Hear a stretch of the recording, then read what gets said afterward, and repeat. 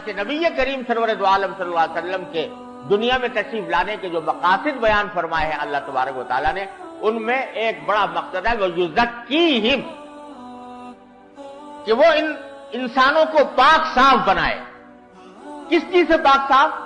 گناہوں سے پاک صاف، شرک سے پاک صاف، بدعات سے پاک صاف، برے اخلاق سے پاک صاف، اور اچھی عادتیں ان کے اندر پیدا کریں۔ تو زکوٰۃ کے ایک معنی یہ ہے۔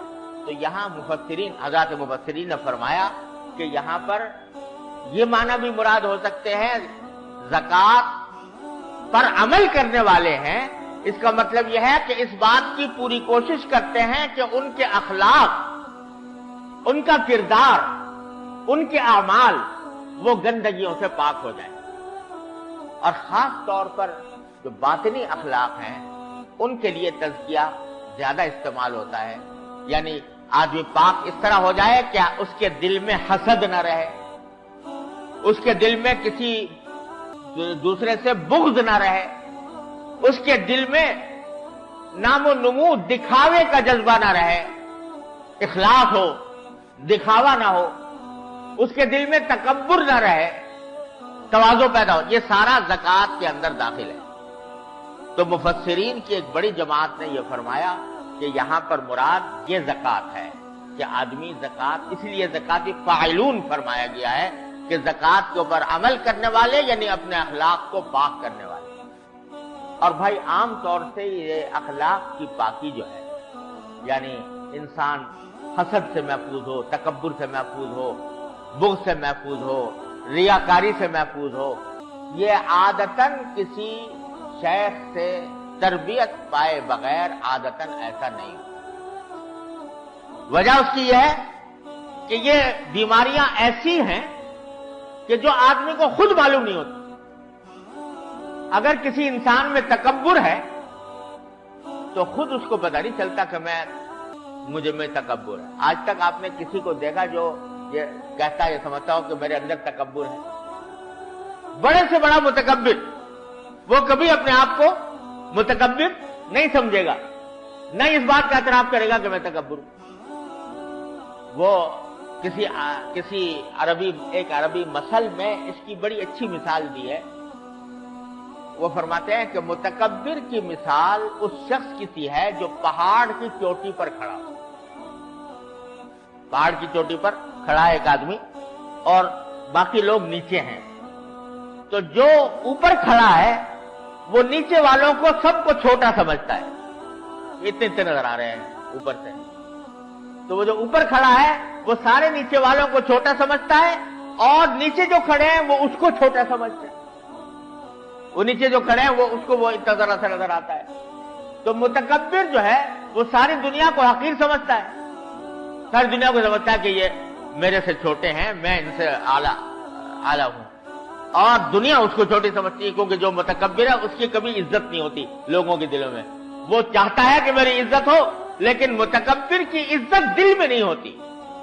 زبردستی کوئی اس کے آگے احترام کا معاملہ کر لے وہ الگ بات ہے، لیکن جو متکبر ہوگا عام آدمیوں کے دل میں اس کی عزت نہیں ہوگی، زبان سے چاہے وہ کچھ بھی لوگ اس کے سامنے کہتے رہیں۔ تو یہ ایسی بیماری ہے کہ خود پتہ نہیں چلتا۔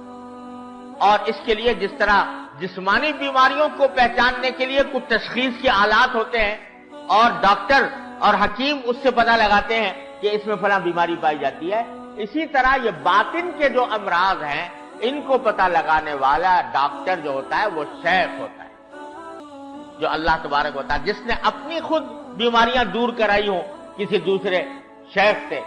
یہ سلسلہ چلا آ رہا ہے نبی کریم سرور دو عالم صلی اللہ علیہ وسلم سے کہ آپ نے تزکیہ فرمایا صحابہ کرام کا، صحابہ کرام نے تزکیہ کیا، تابعین کا، تابعین نے کیا، تابعین کا، اس وقت سے یہ سلسلہ اسی طرح چلا آیا ہے۔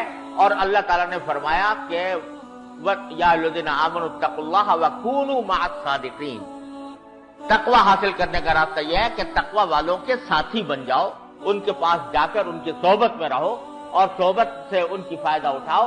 وہ پہچانیں گے کہ تمہارے اندر تکبر پایا جاتا ہے اور پھر اس کا علاج بھی کریں گے۔ اگر حسد پایا جائے وہ پہچانیں گے کہ حسد پایا جاتا ہے، اس کا علاج کریں گے۔ ریاکاری پائی جاتی ہے، اس کا علاج کریں گے۔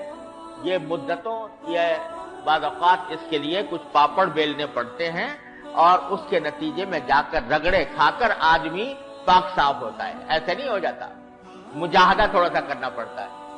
بعض اوقات ایسے ایسے کام کرتے ہیں. حضرت حکیم الامت مولانا تھانوی قدس اللہ تعالیٰ صدرہ کی خدمت میں جب لوگ اصلاح کے لیے جاتے تھے تو ایسے ایسے علاج تجویز فرماتے تھے کہ جس سے لوگوں کی بیماریاں دور ہوں. کسی کو کہہ دیا کہ بھائی دیکھو, نماز کے بعد کھڑے ہو کر یہ اعلان کیا کرو کہ بھائیو میرے اندر تکبر کی بیماری ہے, دعا کرو کہ اللہ تعالیٰ میری اس بیماری دور کرے. تو جو آدمی کھڑے ہو کر مجمع میں یہ کہے گا کہ یا اللہ کہ میری اندر تکبر کی بیماری ہے, مسلمان بھائیوں میری تکبر کی بیماری دور ہونے کے لیے دعا کر دو, تو تکبر تو اسی لمحے خاک میں مل جائے گا. ایسا علاج کر دیتے. کبھی کسی کو کوئی یہ کہہ دیا کہ آپ جا کر جوتے سیدھے کیا کرو, مسجد میں جتنے لوگ آتے ہیں ان کے جوتے سیدھے کیا کرو. اس طرح کے علاج کرتے ہیں. اور ہر زمانے کے لحاظ سے, ہر مزاج اور طبیعت کے لحاظ سے مشائخ جو ہیں مختلف علاج تجویز کرتے رہتے ہیں. بعض اوقات آسان, بعض اوقات تھوڑی سی مشکل, لیکن ان مشکلات سے گزرنے کے بعد اللہ تعالیٰ کے فضل و کرم سے آدمی کو بیماریوں سے نجات مل جاتی ہے. اب میں آپ سے ایک ویسے ہی مثال کے طور پر کہتا ہوں, مجھے تو الحمدللہ بزرگوں کی خدمت پہ حاضری کی سعادت تو حاصل ہوئی, مگر رہے ویسے جو ویسے ہی. لیکن میں بتا رہا ہوں کہ کس طرح بزرگ جو ہیں, وہ لوگ سمجھتے ہیں کہ یہ بزرگوں کے پاس جا کر کچھ وظیفے حاصل کر لیے جاتے ہیں اور وہ وظیفے پڑھنے کا نام جو ہے وہ پیری مریدی رکھ لیا ہے.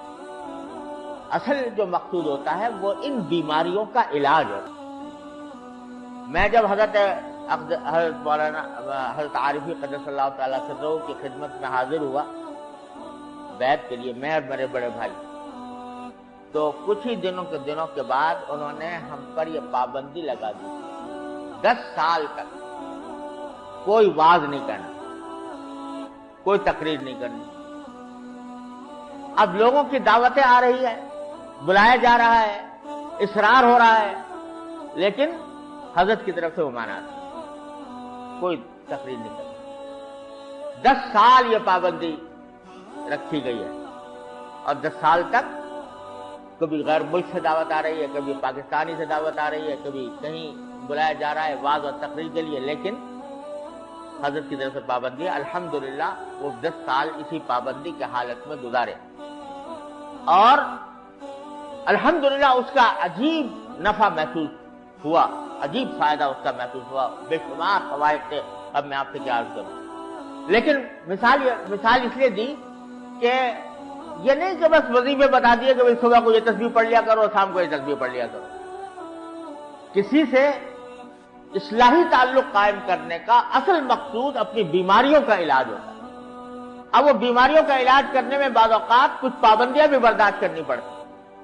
تو جب پابندیاں برداشت کیتی ہیں تو قال را بگزار صاحب حال چھو, پیش مردے کا ملے پامال چھو. جب آدمی پامال ہوتا ہے کسی اللہ والے کے پاس, پھر اللہ تبارک و تعالیٰ اپنا کرم فرما دیتے ہیں اور کچھ نہ کچھ علاج اس کا ہو جاتا ہے.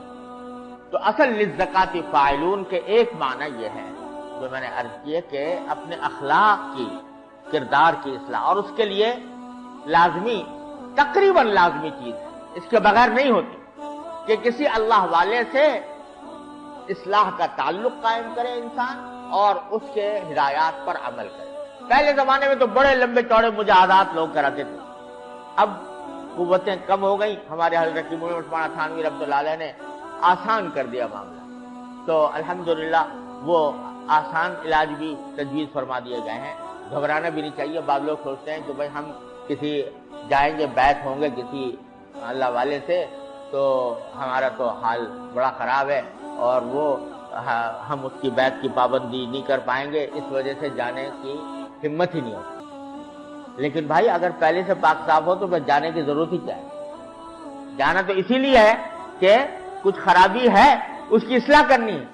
تو اصلاح کرنے کے لیے جاؤ اور ان سے اصلاح مانگو, ان سے ہدایات لو اور اس کے مطابق عمل کرو. Thanks for watching. Please subscribe, like, share Mufti Sufyan.